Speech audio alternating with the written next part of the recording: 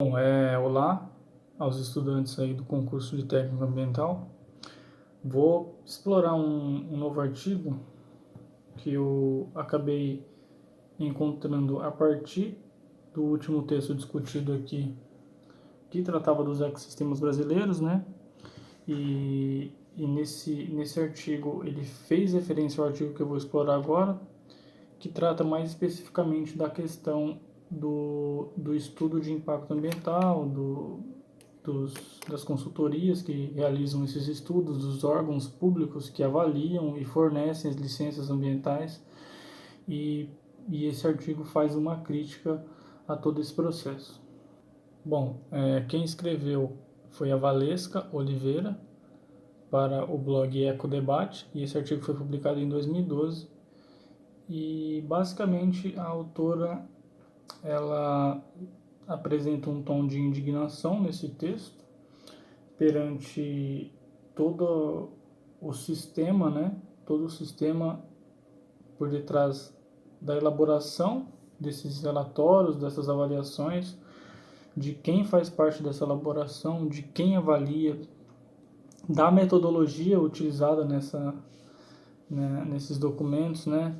Do tempo de duração do processo de elaboração dessas avaliações, dos critérios, de toda a gama de aspectos técnicos, burocráticos e de todos os profissionais envolvidos nesse processo. Então ela faz uma crítica a como isso está dado hoje no Brasil, né, em específico. Portanto, né, como argumento central do seu artigo, ela fala que esses documentos produzidos, né, no âmbito dos estudos de impacto ambiental, eles são fracos e mal elaborados, e de que a leitura deles não acontece, ou seja, ela fala que quando feitos não chegam nem a ser lidos, porque eles são muito rasos. E caso sejam lidos, né, em algum momento por alguém interessado, essa pessoa não vai chegar a lugar nenhum, porque esses documentos possuem poucas informações com uma qualidade técnica baixa. Ela continua seu argumento, né? Na verdade, ela inicia seu argumento pensando no maior problema do meio ambiente hoje, né? Ela diz que o maior problema do meio ambiente, da questão ambiental, é o crescimento populacional. E, a partir disso, se desdobram outros fatores que causam impactos no meio ambiente, como, por exemplo, criação de espaços de habitação, rodovias, espaços de produção de energia e por aí vai. Tudo isso tem sua origem numa questão da população, segundo a autora. Para ela, esses estudos são desenvolvidos de maneira simplista, e isso se dá por quê? Ela argumenta que há uma má seleção dos profissionais, tratando eles como incapazes, né, tecnicamente, para realizar essas atividades, e que quando realizam eles não fazem um desenho técnico apropriado, né, para determinada análise. Nesse sentido, ela identificou, fazendo referência a outros autores que acabei não anotando, que há recorrência de plágios, de identificação errada de espécies. Novamente, como eu disse antes, há uma realização muito rápida, né, desse estudo, e isso acaba prejudicando a qualidade da informação. A autora continua falando que não há verdadeiros cientistas nesses espaços de realização desses documentos, né, que são documentos críticos para a preservação e conservação da biodiversidade, das espécies, dos espaços, né, dos biomas e ecossistemas brasileiros, e de que esses cientistas não ocupam nem o local das consultorias de qualidade, nem o local dos órgãos públicos que vão avaliar esses documentos, como por exemplo o IBAMA ou a CETESB, e de que esses verdadeiros cientistas, né, que ela chama, estão nos espaços acadêmicos. Nessa linha, ela critica, né, perante a leitura dos documentos e a investigação que ela fez, de que os profissionais que atuam, né, na consultoria ambiental, na elaboração desses documentos, dos EIA, dos estudos e dos relatórios, eles carecem, né, de conhecimento em áreas como biologia da conservação, ecologia de comunidades, ecologia de populações, ecologia de paisagem e estatística. Ou seja, aqui ela demarca o seu território profissional, que é a biologia, e coloca como esses campos como fundamentais para a elaboração de documentos rigidamente científicos e sérios, né, pensando na preservação ambiental. Além disso, acho que em linha geral é bem isso, mas anotei mais alguns pontos. A autora desdobra a questão para um senso de transparência que não faz parte desse sistema de elaboração de documento, né? Porque muitas vezes esses relatórios eles são produzidos, mas eles não ficam disponíveis publicamente e eles não possuem um acesso facilitado, caso sejam disponíveis publicamente. Isso dificulta a transparência na informação que, pela lei brasileira, deveria ter de fácil acesso a todos os cidadãos, porque é uma questão pública coletiva que é o meio ambiente, né? Além disso, ela critica a dificuldade, a baixa remuneração de quem trabalha com pesquisa nessa área, na área ambiental. Em comparação, ela coloca os valores de um pesquisador e de um consultor ambiental, que são valores que chegam até 5 vezes um em comparação ao outro, o consultor em comparação ao pesquisador, né, em números de 2012. Ela fala também da importância, né, pensando na qualidade desses documentos, de uma contínua parceria entre os órgãos que avaliam, as empresas, as instituições que realizam essas investigações e as universidades brasileiras, né, no caso, porque isso daria um respaldo científico e uma observação, um critério ali, né, avaliativo por parte daqueles que estão vivendo o dia a dia e estão interessados realmente em manter a qualidade ambiental e recuperar a qualidade ambiental do Brasil. Ela fala também da falta de interesse e de tempo, né, dos aplicadores de medidas de conservação.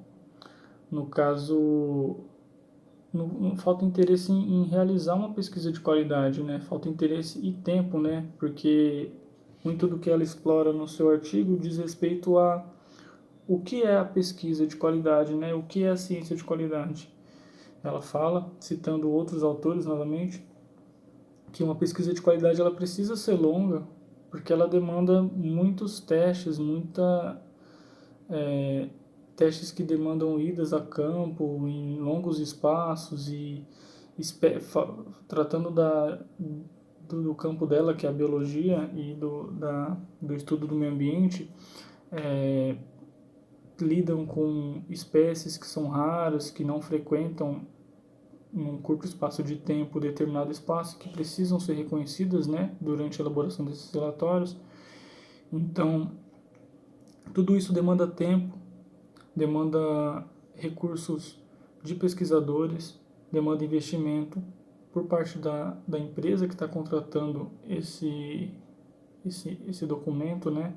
E isso, no final das contas, requer um interesse geral, um interesse que está baseado na preocupação da preservação e da conservação daquele espaço que vai ser utilizado para a implementação de um empreendimento, né? De um novo empreendimento.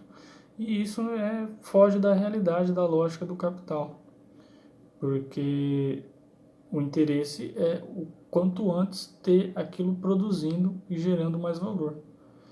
E o meio ambiente sempre aparece como um empecilho, como um atraso, e sempre aparece como uma demanda legal e não como um interesse em fazer algo certo. Então isso meio que foge da realidade, infelizmente, e é uma crítica que foi apresentada, porém na lógica economicista, né, que rege todo o globo, isso dificilmente vai se concretizar. Encaminhando para a conclusão da exposição desse texto, é falado sobre a maneira displicente, né, que uma vez recebidos os licenciamentos, né, que esses empreendimentos buscam, uma vez que o órgão ambiental responsável outorga, né, esse licenciamento, esses empreendimentos, essas instituições, enfim, eles acabam tratando de forma irregular, displicente, ignorando os acordos que foram travados, né, durante a elaboração dos documentos, durante os acordos para obter aquela licença, eles acabam ignorando. Ou seja, eles ignoram as exigências legais, eles ignoram as suas obrigações de recuperação, as suas obrigações de manutenção daquele espaço, e isso acaba sendo levado às coxas e acaba em pizza no final das contas, né? Porque muitas empresas às vezes montam um esquema ali onde a fiscalização que é branda não pega uma poluição extra que eles depositam, ou eles deixam de realizar determinada atividade de mitigação e está tudo bem. Então isso também faz parte, infelizmente, da realidade de muitas empresas dentro do Brasil. Vise os casos das mineradoras, vise os casos de hidrelétricas, vise os casos de frigoríficos, todos esses grandes empreendimentos aí que atropelam a legislação ambiental, caso de madeireira, enfim, eles continuam existindo, continuam recebendo suas multas, que não significam nada para eles em termos do balanço financeiro deles. E, enfim, é uma coisa que também é trazida, mas que não há perspectiva de melhoria. Entra governo, sai governo, a política ambiental é uma das mais desleixadas em termos de, não em termos de legislação, mas em termos de efetivação das exigências mesmo, de cumprimento das regras. Também, para fechar mesmo, ela faz uma crítica à corrupção ambiental, no caso dos órgãos públicos e das instituições privadas também, que vai muito direto ao que eu estava falando anteriormente, ou seja, por exemplo, um local é fechado por conta de algum erro, de algum crime ambiental, e pouco tempo depois ele obtém um recurso para reabrir e continuar suas atividades. Então isso é muito comum aqui no Brasil. Ela fala que o paradigma econômico deve ser substituído por um paradigma social de respeito à natureza, ou seja, mudar a lógica capitalista para uma lógica socialista comunista, né? Então, só assim que seria possível a alteração desse paradigma para uma vida que respeite a natureza, que possa fazer com que aqueles que não têm acesso aos bens que a natureza proporciona, aos recursos, etc., possam ter acesso, diminuição da desigualdade, etc. Ela não fala isso, mas é uma reflexão que eu trago.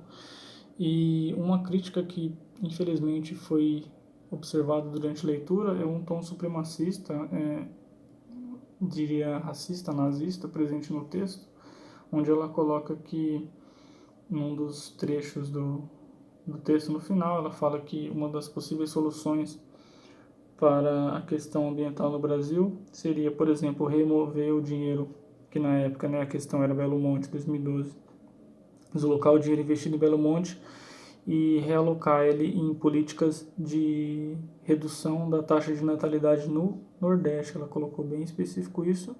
E além disso, né, controle de natalidade, ou seja, controle racial, controle de uma determinada população em específico, regionalmente identificada, e uma população que ela coloca também como os mais economicamente, os economicamente inferiores, desculpa. Então, a solução para ela seria não ter mais pobre e não ter mais nordestino. E isso foi um absurdo, né? Contado no texto, infelizmente, por detrás da bióloga que critica toda a questão da forma como os relatórios, os estudos são realizados, existe uma valesca racista e supremacista, infelizmente. Mas é isso, enfim. Até a próxima aí, é nóis.